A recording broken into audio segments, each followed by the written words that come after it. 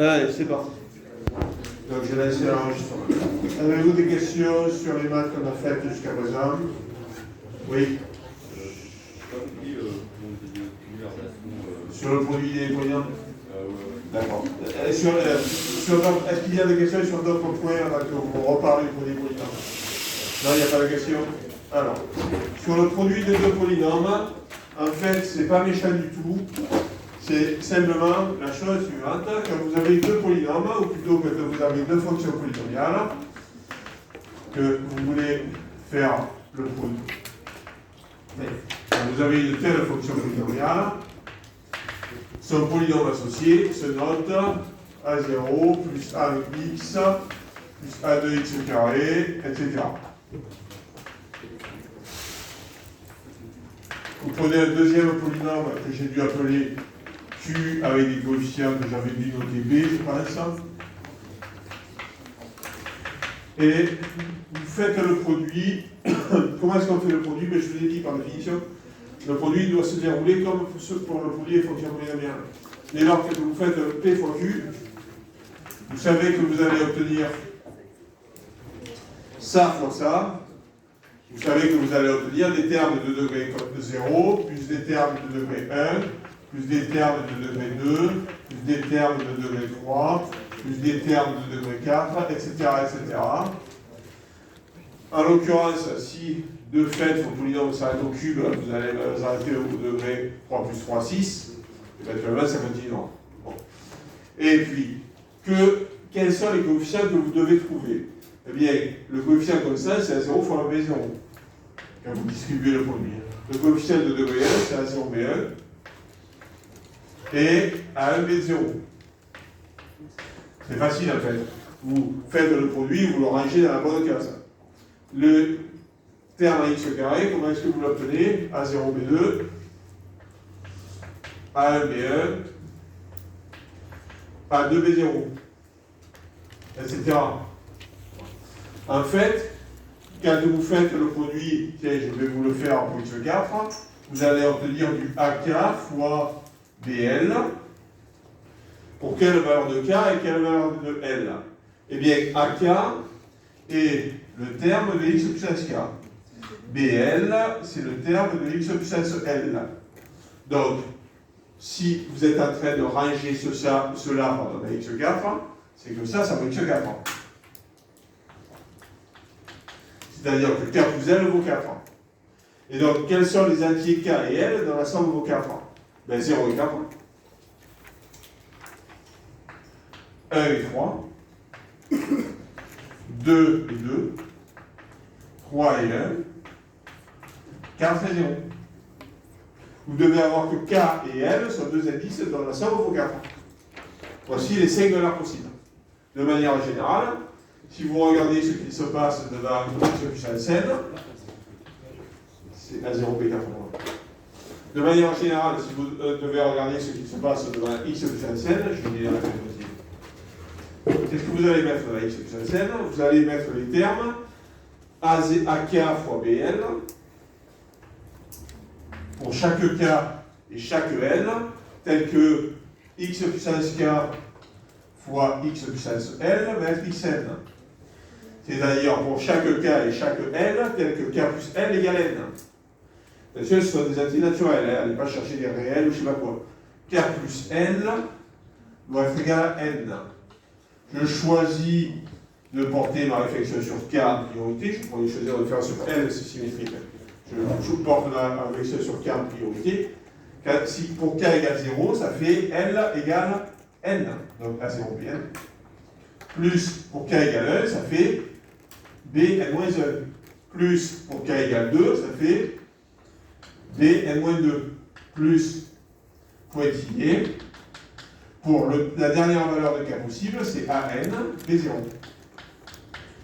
D'où la formule Cn, c'est A0 Bn plus A1 Bn-1 plus A2 Bn-2 plus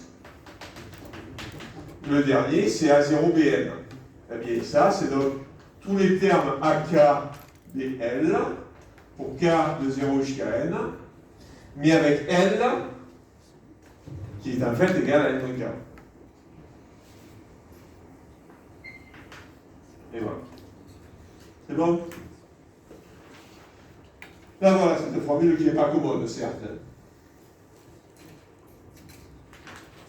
D'autres questions? Non? Alors, il me manque un dernier point, un dernier numéro tout bête, qui est la composée de deux polynômes.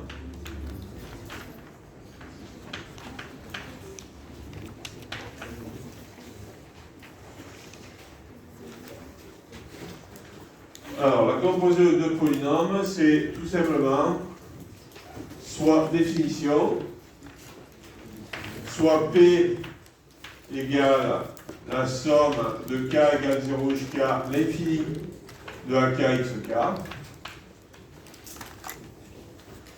et Q un polynôme. Je vous rappelle que l'ensemble des polynômes à coefficient dans le K, ça se note K crochet X. Ça se lit comme ça, avec K crochet X. Ça se prononce comme ça. Alors, P rond Q.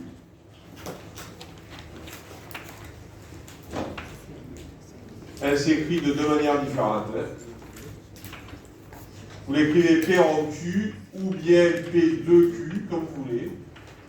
C'est par définition la somme de k égale 0 à l'infini de k fois q puissance k. Je vous rappelle que la convention de cette notation, c'est que quand un polynôme, ses coefficients sont nuls à partir de sa référence, cette somme en fait est finie, n'est-ce pas? En fait, c'est une somme finie. Et alors, il y a quelques. Bon, par exemple, pour que ce soit bien clair pour tout le monde. Exemple, si vous prenez P égale 1 plus 2x, alors P en Q, c'est 1 plus 2Q.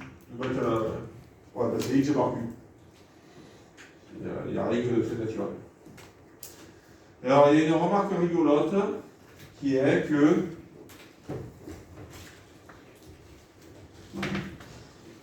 dans le cas particulier où vous composez par le polynôme x l'indéterminé, P de x, ça s'écrit aussi P en x, c'est égal à P. Pourquoi? Eh bien parce que vous prenez un polynôme P, et composé par Q, ça veut dire remplacer x par Q. Ben, si vous voulez écrire P de x, c'est que vous remplacez x par x. Ben, vous ne remplacez rien, quoi. Donc P de x est égal à P. Attention, ce que je vous ai écrit là est parfaitement vrai. N'allez pas m'écrire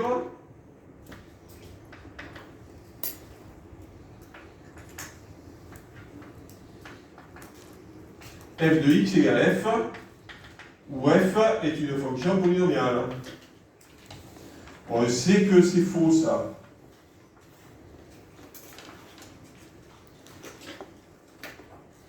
On sait que quand f est une fonction, polynomiale ou pas, f c'est pas f de x, c'est pas le même être en mathématiques. F c'est une fonction, f de x c'est un nombre. Et pour les polynômes, p c'est pareil que p de x.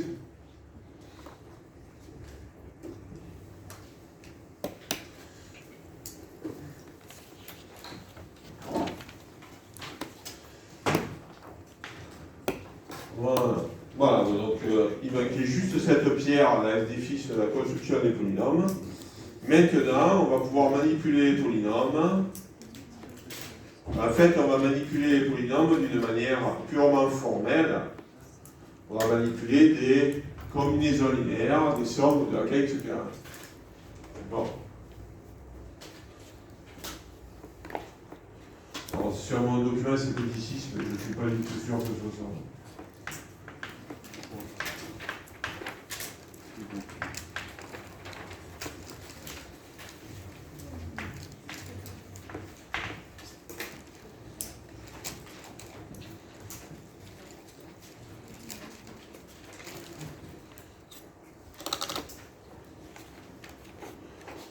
Alors, comme on en a déjà parlé hier, le degré d'un polynôme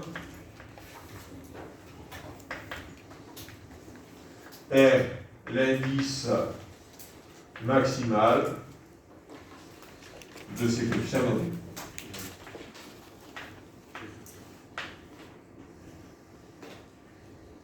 Quand vous avez un polynôme, vous regardez le coefficient, le degré, la puissance de l'addition maximale, donc nul, et puis vous avez le degré.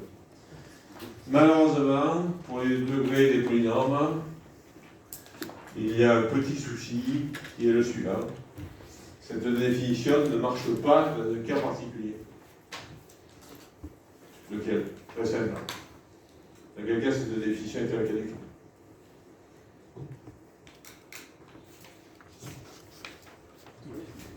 Et sur X, c'est pas polynôme.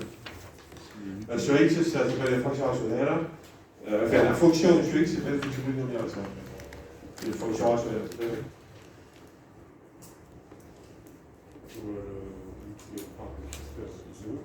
Non, ça marche. Ça s'appelle un polynôme constant, quand il n'y a pas effectivement de X, ça s'appelle un polynôme constant, c'est le degré 0.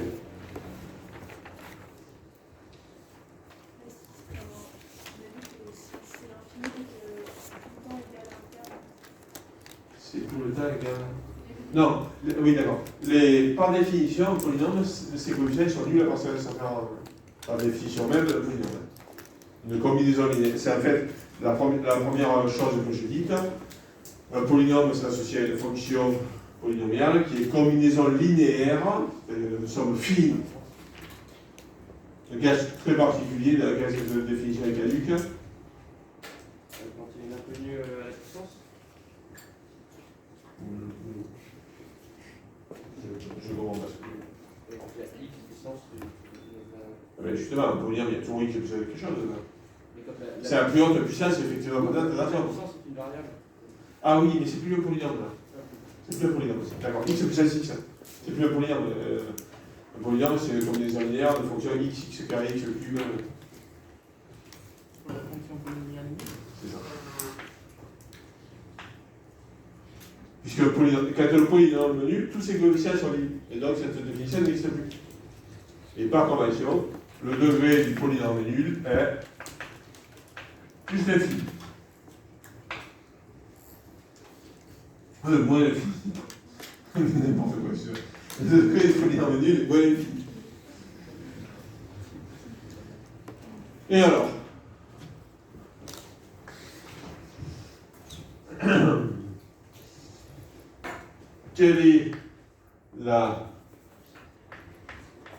quelles sont les relations sur les degrés? On a, pour deux polynômes P et Q,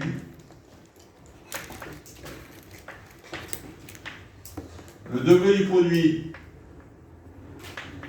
c'est la somme des degrés.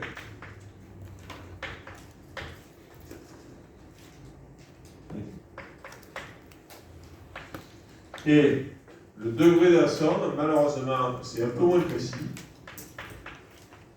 C'est inférieur ou égal au maximum du degré de P et degré de Q, avec égalité lorsque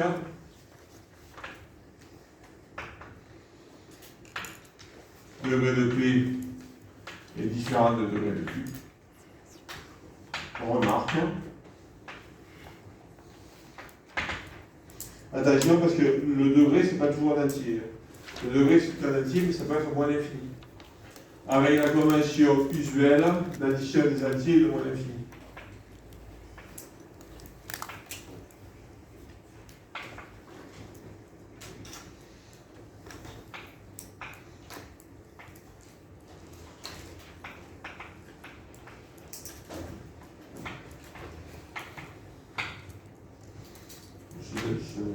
J'ai pas d'autre lui.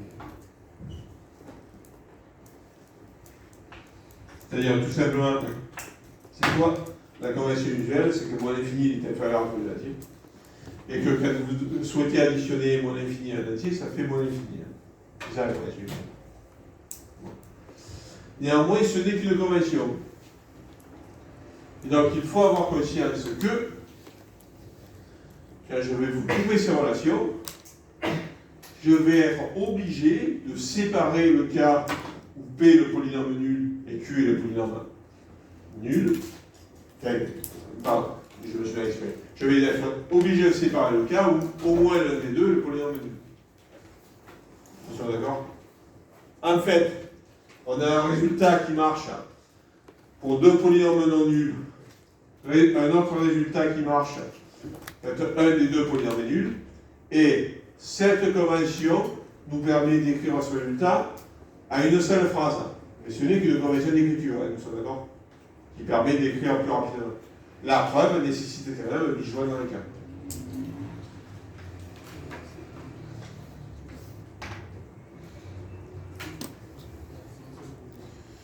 En fait, P et Q étant deux polynômes, j'ai 4 cas étudiés. P est nul et Q est nul. P est nul, Q non nul. P nul, Q non nul. Et enfin, la preuve sérieuse, les deux sont non nuls. D'accord? Je dois regarder ces 4 cas. Même si, il ne faut peut-être pas exagérer, P et Q nuls.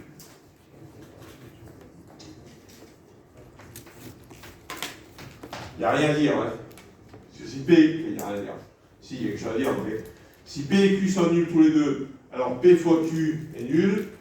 Nous sommes en train de dire que moins l'infini est bien égal à moins l'infini. C'est juste. Nous sommes en train de dire que moins l'infini est inférieur à moins l'infini. C'est juste. Deuxième cas. P est nul et Q non nul. Alors, P fois Q est nul. Et alors, qu'est-ce qui se passe? P fois Q, c'est le polynôme nul, donc à gauche, ça vaut moins l'infini. À droite, ça vaut moins l'infini, plus, on s'en fout, ça vaut moins l'infini. P plus Q, c'est égal à Q. Degré de Q, c'est moins l'infini. Le maximum du degré de P et du degré de Q, c'est le degré de Q. On est en train d'écrire que le degré de Q est inférieur au degré de Q. C'est bon. Oui. Le P nul, ça se note comment? P égale 0. Troisième cas, P non nul et Q nul, c'est pareil. Et le vrai cas sérieux, quatrième cas, P et Q non nul. C'est là que ça devient sérieux. Et c'est là que je vais commenter, excusez-moi. C'est là que je vais commenter le avec égalité lorsque degré de P est différent de degré de Q.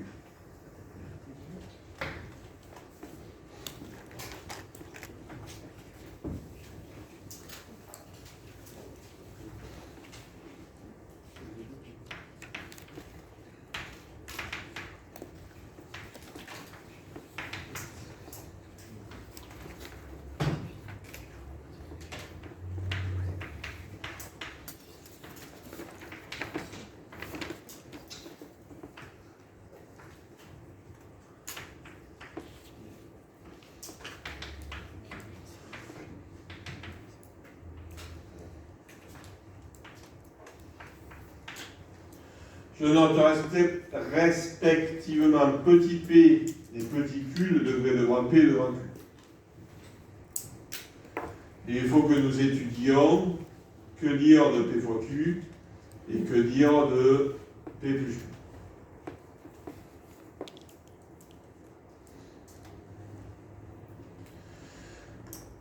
Alors, c'est le moment de faire une remarque importante. Si vous vous contentez d'écrire ça, votre lecteur risque de mal comprendre que P, c'est exactement le degré de Q.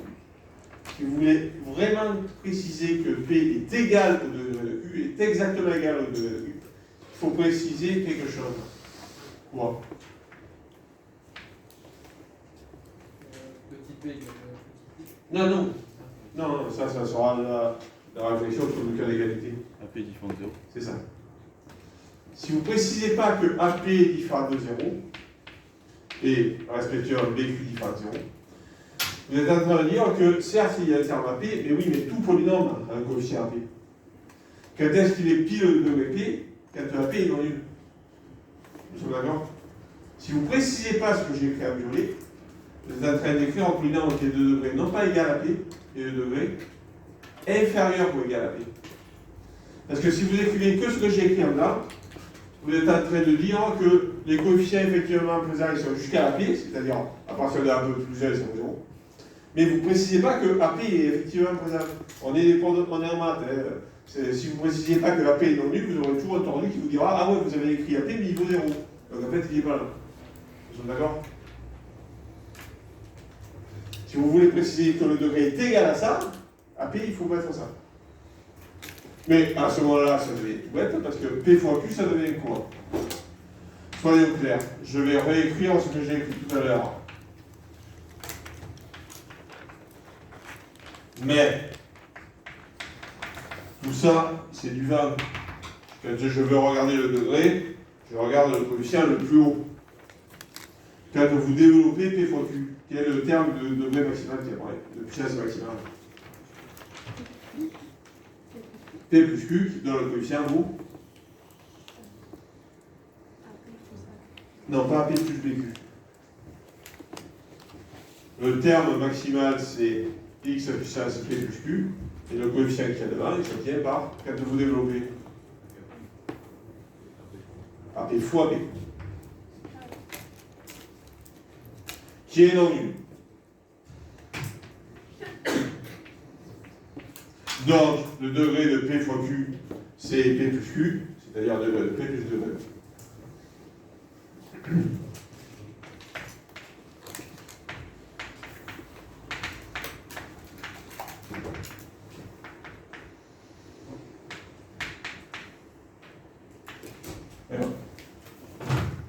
Ça, c'est pour le produit. Pour la somme. Ah, pour la somme, c'est un peu plus pénible à écrire. Parce que ça va être facile à écrire dans quelle situation, et ça va être nécessité une réflexion dans quelle situation. Vous voulez sauver ces deux sommes. Vous allez sauver ces deux sommes, vous allez rassembler les termes de degré 0, de degré 1, de degré 2.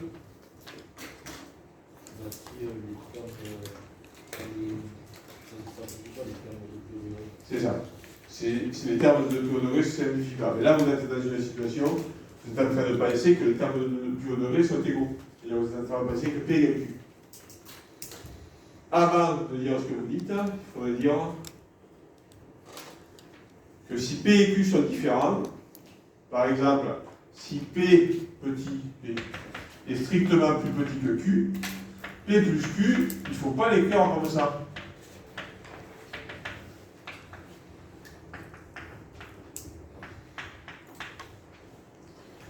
Pourquoi est-ce qu'il ne faut pas l'écrire comme ça? Je n'ai pas fini un peu d'écrire. Est-ce que BK et AK ça doit prendre les mêmes valeurs? C'est ça. Dit d'une autre manière. Vous avez P qui est de degré supérieur à Q. Au début, vous avez les coefficients de P et de Q, mais à partir d'un certain rang, vous avez les coefficients de Q tout seul. Non, de P tout seul, c'est sûr.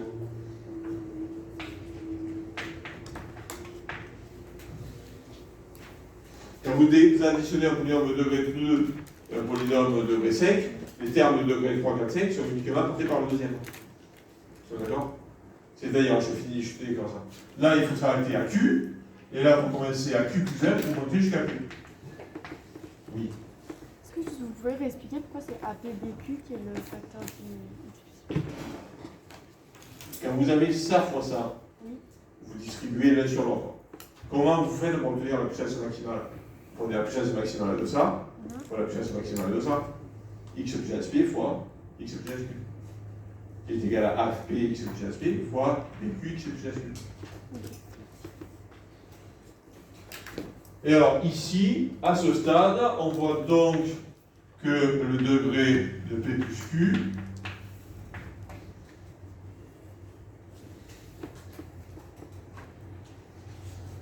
il est égal à quoi à ce stade?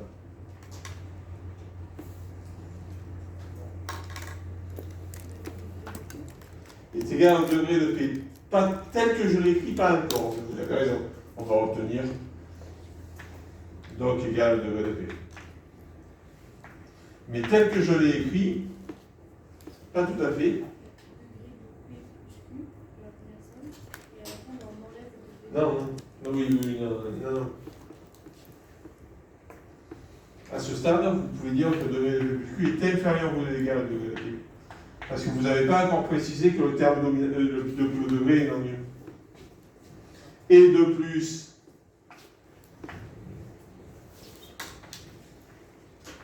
AP non nul, donc égal à degré de P. Remarque ici. Et enfin, le degré de P, c'est bien le max de P et Q.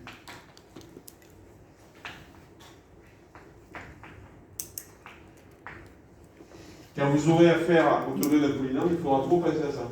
Si le coefficient que vous pensez être dominant est nul, en fait, ce degré, ce n'est pas exactement celui que vous pensez. Il y a un peu de dessous. Si P est plus grand que Q, c'est fait. Si Q est plus grand que P, c'est similaire.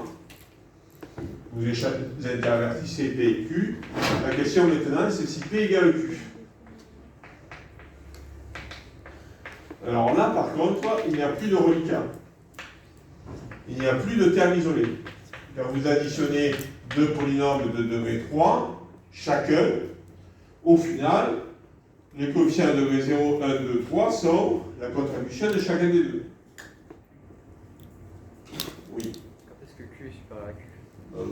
C'est pas fréquent.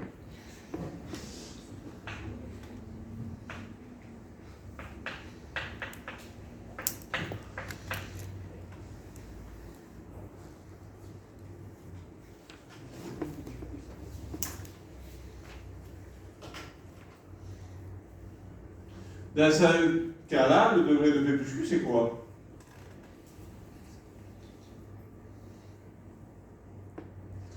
Alors, regarde quelle est la puissance maximale sur V, c'est X puissance P. Et pas tout à fait, et c'est maintenant que ce que vous dites dernier. C'est que vous disiez, pardon. La puissance maximale, c'est pas toujours exactement P. BP, c'est ça. Cette inégalité est stricte si AP plus BP égale 0. C'est-à-dire en cas de compensation. Par exemple, vous additionnez ces deux polynômes-là, 1 plus 2x plus x carré et 1 moins 3x moins x carré. Vous êtes en train d'additionner deux polynômes de degré 2 et la somme elle sera de degré 1. Les termes x carré seront compensés. Voilà pourquoi, quand on regarde le degré d'une somme, il n'y a qu'une inégalité qui risque d'être stricte en cas de phénomène de compensation. Nous sommes d'accord? Phénomène de compensation qui est toujours normal.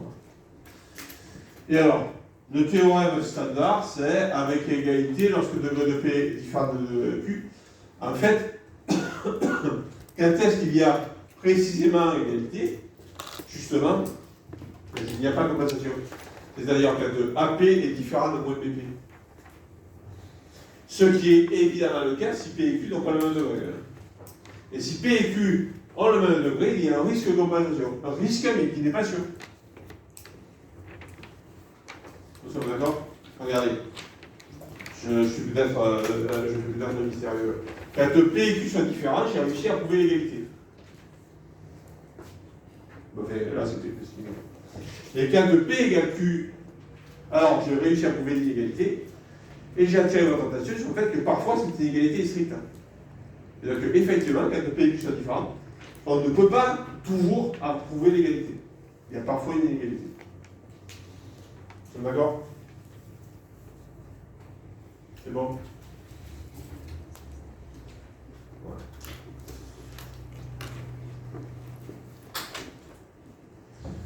Deux applications de ce résultat sur le degré.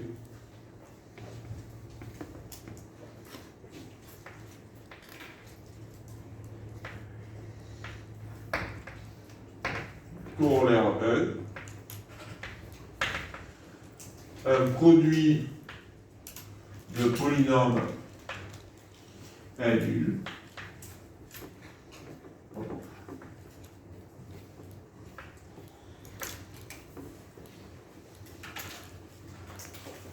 Si et seulement si, au moins un des deux est nul.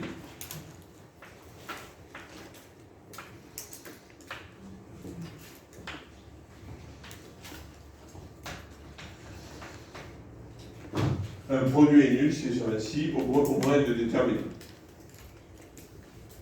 On va le démontrer, mais ce résultat, si votre prof de terminale vous en a parlé, certains n'en ont pas parlé, surtout l'année dernière, s'il avait eu l'idée sur René vous a parlé, il sait très bien qu'il aurait obtenu des girons parce que vous étiez habitué à l'époque à dire bah oui, un produit est nul, c'était celui-ci, chacun des déterminés. Mais oui, depuis on a vu au moins 2 situations dans lesquelles ça c'était faux. Les matrices. D'accord. Et puis il y a une autre situation qui est beaucoup plus inquiétante dans ce chapitre, qui est fausse. Avec les fonctions, c'est faux ça.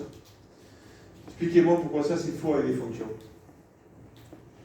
C'est faux avec les fonctions, et donc ce qui est, surprenant, je ne sais pas, ce qui est particulier, c'est que c'est faux avec les fonctions générales, mais ça devient vrai avec les fonctions polynomiales. Ouais. Oui, mais bien sûr, mais c'est ça la solution.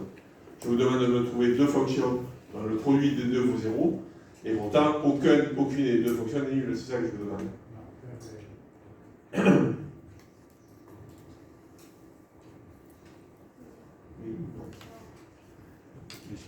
Oui. Tous les coefficients sont posés. Non, stop. Non, là vous parlez réfléchissez à la somme. Vous pourriez- Le produit. Oui.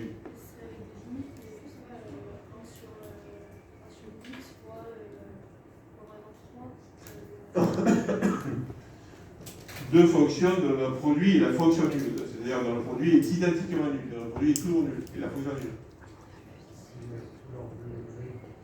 Non, stop. Je vous interromps, puisque ce théorème peut être vrai, je vous ai écrit ce théorème il est vrai, et donc ce théorème, vu la définition des polynômes, il se transpose aux fonctions polynomiales. Si vous, c'est pas la peine de chercher un autre exemple avec des fonctions polynomiales, vous êtes trop pas. Justement, c'est ça qui est remarquable. Ce résultat est faux pour les fonctions, et il est vrai pour les fonctions spécifiques que sont les polynomiales. Non, personne ne voit? Ouais. Stop. Vous me parlez de coefficient, vous me parlez de fonctions polynomiales. Or, je vous dis que le théorème est vrai pour les fonctions polynomiales. Vous n'allez pas me trouver un autre exemple avec des fonctions polynomiales. Si, je sais pas quoi. Ça reste un polynôme. Les fonctions polynomiales complexes, ça reste un polynôme. D'accord?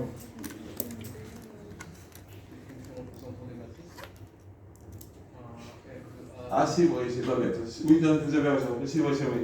Mais dans ma langue ouvrée, là, je pourrais vous préciser, les fonctions réelles. Parce que les fonctions polynomiales, les a adossées à des fonctions réelles. Enfin, les polynômes, les a adossés à des fonctions réelles. C'est vrai ce que vous dites, mais c'est pas la problématique. Non? Ben, vous prenez la fonction f qui fait ça. Je vous laisse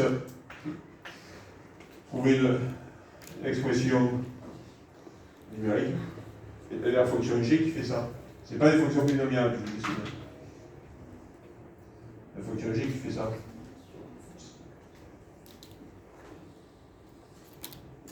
Voici deux fonctions qui sont nulles, mais leur produit est nul. Parce qu'en fait, la fonction bleue n'est pas identiquement nulle, mais elle est nulle sur R-.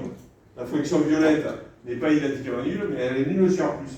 Mais donc le produit est nul partout. Et pourtant, aucune des deux n'est la fonction nulle. D'accord? Bon, et bien, ces décès, il faut, si vous voulez, on peut trouver des formules, mais c'est pas ça qui est important, sont clairement des fonctions qui ne peuvent pas être polynomiales, parce qu'elles contredisent ce corollaire. D'accord? Prouvons ce résultat avec des polynômes. Je pourrais le prouver avec des fonctions polynomiales. Je peux le faire avec des polynômes, c'est le chapitre. Oui. Elles sont vraiment nulles ou elles sont juste vers 0? Elles sont identiquement nulles. Être la fonction nulle, ça veut dire que pour tout x appartenant à R, f de x fois g de x égale 0. Excusez-moi. F fois g évalue à x vaut 0. Mais f fois g évalue à x, c'est f de x fois g de x. En fait, ce qui se passe, c'est que ce résultat est vrai sur les réels. Et donc, quand vous avez ça, vous avez toujours que f de x égale 0 ou g de x égale 0. Mais ce n'est pas toujours l'un ou l'autre. Ce qui fait que c'est pas fois f, c'est pas fois g. Et donc, f n'est pas la fonction nulle, il faudrait qu'elle soit identiquement nulle. Des fois, quand f n'est pas nul, pour les réels rouges, les réels bleus, pardon, c'est g qui se charge de l'annuler. Et pour les réels violets, négatifs, c'est f qui se charge de l'annuler. Bon, mais là, des fonctions qui seraient égales à 0 sur tout un intervalle presque. C'est quoi? Ou les deux formules, c'est ça?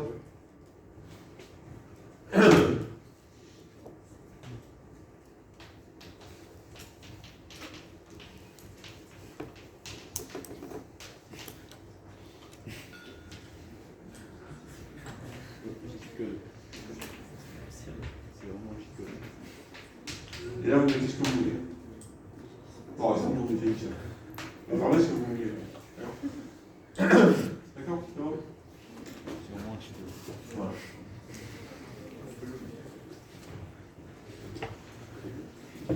Ça convainc tout le monde ou il reste des points à clarifier? C'est bon? Ok, alors je passe à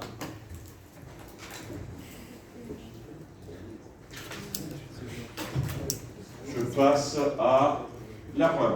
Bon, évidemment, la preuve, il y a un sens qui est super simple, c'est si un des deux polynômes est nul, alors le produit est nul, tout simplement parce que le produit de polynôme est défini avec des... Enfin bon, bref, voilà, je pense que c'est un peu de point à personne.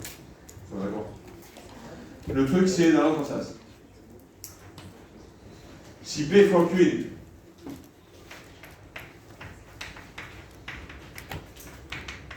alors, je vous dis que ça, c'est un corollaire du résultat sur les degrés que j'ai effacé et qui figure encore au vidéo précédent. Qu'est-ce que vous pouvez me dire? Dites-moi, donnez-moi l'idée, qui est toute bête, sur la terme de degré. P fois Q est nul, donc le degré de... Allez, si je vais me le dire. Quelqu'un qui n'a pas trop l'habitude de parler. F, oui, cabane. P fois Q est nul. Donc, c'est un degré. Je vous donne maintenant. Plus fort, plus fort. Non? Ah, il faut moins l'infini. Regardez, c'est écrit là. Justement, là. Là, dont vous avez besoin, ils sont là. P fois Q est nul. Donc, le degré du produit vaut P fois Q est 2 degrés. Donc, qu'est-ce que c'est qui est égal à moins l'infini? Degré de P fois Q égale moins l'infini. Donc, degré de P plus degré de Q égale moins l'infini. Vous avez ces deux nombres dont la somme vaut moins l'infini. Donc, nécessairement, au moins des deux est moins l'infini. Et par exemple, si c'est celui-là, c'est que P est le polynôme nul. D'accord? Tout bêtement. Si PQ égale 0, alors degré de P fois Q égale 0, égale moins l'infini, c'est 0. Donc, degré de P plus degré de Q égale moins l'infini. Donc, au moins un des deux vaut moins l'infini. Donc, au moins un des deux, j'aurais pu écrire en degré, vaut moins l'infini. Donc, au moins un des deux polynômes est nul. Et vous avez fini.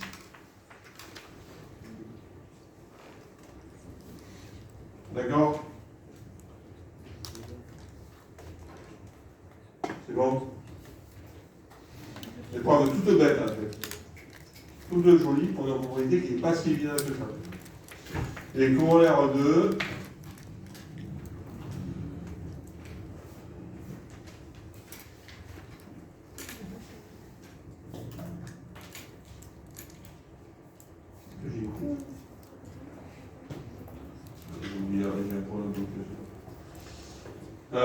Les seuls polynômes inversibles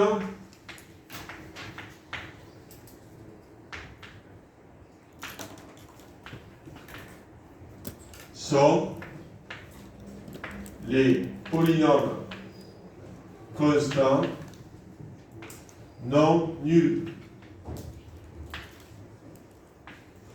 Alors, il faut qu'on se comprenne. Je sais pas compris, là, vous avez fait une flèche, mais là-haut, elle fait quoi? Eh bien, si on... Ah mais c'est vous avez raison, je me suis trompé de là, c'est ça. J'ai supposé que le produit était nul, il faut en prouver que eux, vous avez raison. Ah non, c'est ça, oui, Non, c'est ça. mais c'est C'est pas là. ça, en fait. Mais je dois démontrer ce corollaire qui est cette équivalence. Le sens descendant se pose à la page suivante et le sens montant, ça fait où? Oui, mais le sens montant, il est. Enfin, Si au moins un des deux polynômes est nul, est-ce que vous n'êtes pas convaincu que le produit est nul? Bon. Oui, on pourrait écrire des trucs. Enfin, on écrit déjà pas mal de choses.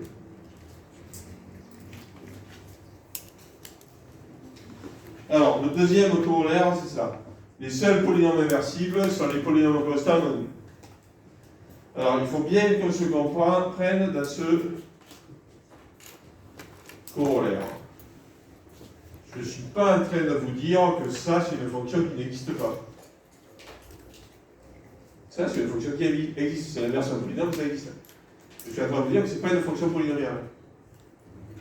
Vous êtes d'accord? Évidemment, si vous m'écrivez ça, c'est une fonction, on l'a déjà écrite, c'est une fonction qui existe. Elle définit sur R, en valeur dans R, il n'y a pas de souci. Ce qu'on est en train de dire, c'est que ce n'est pas une fonction polynomiale, c'est tout. Hein. D'accord? Si ce n'est pas une fonction polynomiale, elle n'a aucune des conséquences de ce chapitre. Et donc, parler de son degré, il peut hasard 2. Bon, bien sûr, on peut avoir mis bien ce degré moins 2, mais bon. Enfin, bref, parler de toutes les propriétés des polynômes, ça peut poser un problème. N'est-ce pas? Mais c'est une fonction quand même, hein, c'est le que vous savez l'utiliser, cette fonction. Regardez. Un exemple pour dire que oui, il peut y avoir des soucis. Cette fonction, c'est pas une fonction polynomiale parce que si c'était une fonction polynomiale, les fonctions polynomiales sont définies sur R. Alors celle-là est définie sur R tous les deux. Voilà. Celle-là, très rapidement, elle ne pas être polynomiale. Elle a ce qui s'appelle un pôle, c'est-à-dire il y a une valeur alterne. Les fonctions polynomiales, elles n'ont pas de valeur alterne. Ok? Bien. Allez, preuve. Ceci étant posé, il faut comprendre que là, je suis en train de faire de l'algèbre, c'est-à-dire je suis en train de faire des calculs comme sur les matrices. Montrer qu'une matrice A est inversible, c'est chercher les matrices B telles que AB égale IN. Montrer qu'un polynôme P est inversible, c'est chercher un polynôme Q tel que P fois Q égale 1. Nous sommes d'accord? C'est ça, montrer qu'un polynôme est inversible. Et en plus, je n'ai pas fait de lapsus, puisque le produit des polynômes étant commutatif, je n'ai pas besoin de regarder P fois Q et Q fois P. Ok? Alors, si P est inversible,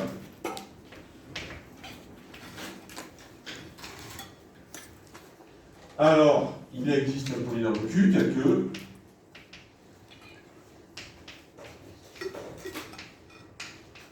P fois Q égale le polynôme constant égale 1. Qu'on a convenu de noter 1, parce que bon, il ne faut peut-être pas exagérer, on ne va pas inventer des notations de dire. Ok? C'est bon? Donc, en termes de degré, qu'est-ce qu'on peut dire sur le degré de P fois Q, excusez-moi? Il est égal au degré de 1. 1, c'est un polynôme constant, son degré c'est 0. Hein. Il n'y a pas de x. J'ai fait un léger lapsus. J'ai dit que le degré d'un polynôme constant, c'était 0. C'est pas vrai. Le degré d'un polynôme constant, c'est pas toujours 0. Ça peut être comme à l'infini, c'est ça. C'est un polynôme constant non nul, sur un degré 0. Donc, degré de P plus degré de Q égale 0.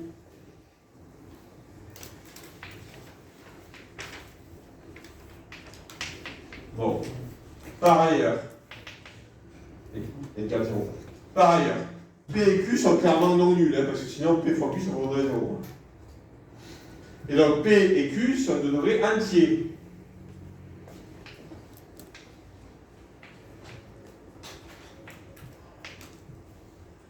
Des entiers naturels, c'est crucial. Eh bien, vous avez deux entiers naturels dans la somme de vos zéros, c'est donc qu'ils valent tous les deux zéros.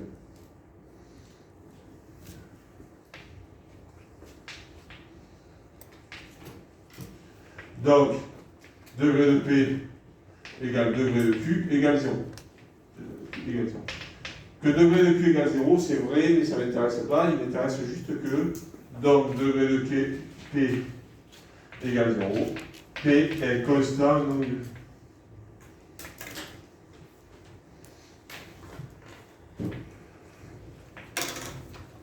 Et donc, réciproquement, si P est constant non nul, je le note lambda.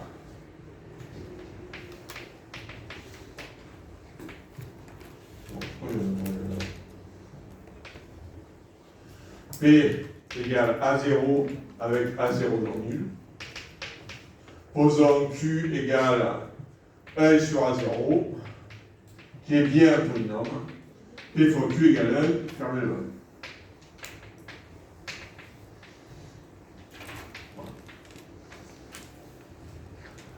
Et voilà.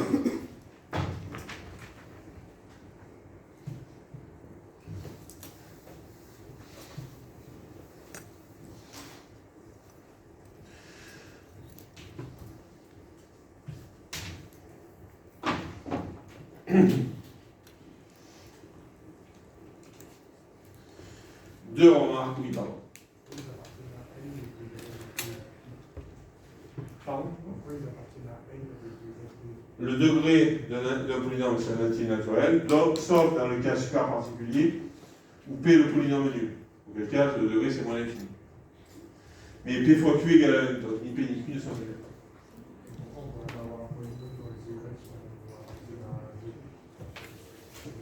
Le polynôme, c'est que des puissances positives, par définition même. Par définition même, le polynôme, c'est une puissance. Si vous avez 1 sur x carré, c'est pas un polynôme. Ça s'appelle une fonction rationnelle, mais c'est pas un polynôme, par définition. Je vais faire une remarque au vocabulaire, comme ça c'est vocabulaire. Ainsi, la fonction, par exemple, 1 sur x plus 1 n'est pas une fonction polynomiale. Son nom, c'est rationnel. Elle est appelée, en fait, un rapport de deux polynômes, ça s'appelle une fonction rationnelle. Je crois que je vous l'ai déjà dit. D'accord? Il y a deux n rationnels. Oui, il y a deux n rationnels. Et, alors, l'objet suivant. Alors, je suis un peu embêté de le qualifier parce que l'objet suivant, c'est quoi? C'est l'inverse d'un polynôme. Ouais, mais on vient de voir que les polynômes, c'est pas inversible. Alors, la théorie n'est pas du tout au programme, donc je ne vous en fais surtout pas, mais c'est exactement comme dans les entiers et les... C'est exactement comme dans les entiers.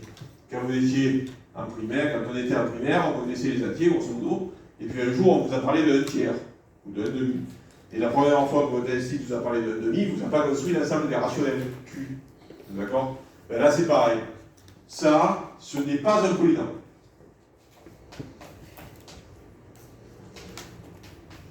Mais c'est pareil que pour passer des entiers au rationnel. Quand on constate qu'il y a des entiers dont l'inverse n'est pas un rationnel, on fabrique l'ensemble des rationnels pour les abriter. Eh bien, ça, ce n'est pas un polynôme. Ça appartient à un ensemble qui s'appelle l'ensemble des fractions rationnelles. C'est notre cas parenthèse x. D'accord? Dans l'étude n'est pas au programme. C'est une fraction rationnelle. L'étude n'est pas au programme, mais ça nous arrivera un peu de les rencontrer. D'ailleurs, on l'a déjà fait. Quand on a fait des décompositions d'animation. D'accord? En fait, un rapport de deux polynômes, c'est pas un polynôme, ça appartient à un nouvel ensemble qui s'appelle les fractions rationnelles. Qu'on pourrait relier aux fonctions rationnelles. Bon, ben voilà. C'est d'accord pour tout le monde, ce vocabulaire que je balance comme ça pour que vous ne soyez pas perdu, mais je ne fais pas du tout de construction mathématique. Oui. Juste par rapport à l'extraction entre x entre crochet et x entre parenthèse. 4 crochets x, c'est les polynômes. Les rapports de deux polynômes, ça s'appelle les fractions rationnelles, alors ça, c'est notre 4 parenthèses x. D'accord? C'est une notation qu'on utilisera, qui n'est pas pour moi, mais qu'on utilisera jamais, je vous la donne. Bon.